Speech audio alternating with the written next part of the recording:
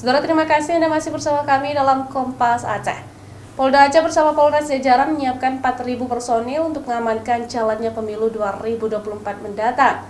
Polisi juga melakukan pemetaan daerah rawan untuk mengidentifikasi gangguan keamanan jelang pemilu.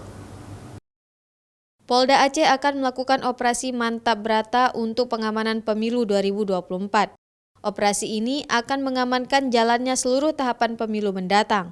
Kapolda Aceh Irjen Pol Ahmad Kartiko mengaku, Kepolisian Aceh sudah menyiapkan 4.000 personil untuk pengamanan pemilu mulai dari pendaftaran calon legislatif, gubernur, pencoblosan hingga pelantikan pasangan calon terpilih. Untuk mengetahui kesiapan setiap personil dan peralatan, Polda Aceh dan Polres jajaran juga akan menggelar apel pasukan. Selain itu, Kepolisian Aceh juga berkoordinasi dengan penyelenggara pemilu di Aceh, baik Komisi Independen Pemilihan maupun Bawaslu untuk pengamanan pemilu mendatang. Kita sudah menghitung semua kekuatan yang akan kita turunkan dalam pengamanan TPS maupun pengamanan pergerakan kotak suara dari TPS sampai dengan ke PPK, kemudian sampai dengan ke KPU. Sehingga kita harapkan setiap personil yang ditugaskan nanti sudah siap, sudah terampil untuk melaksanakan tugas pengamanannya, kemudian juga mereka siap untuk berbuat apabila terjadi kontingensi dan segala macam.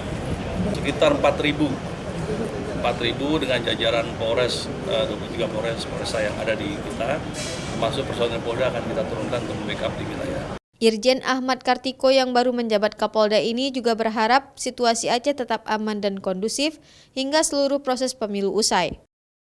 Mustajab, Kompas TV, Banda Aceh.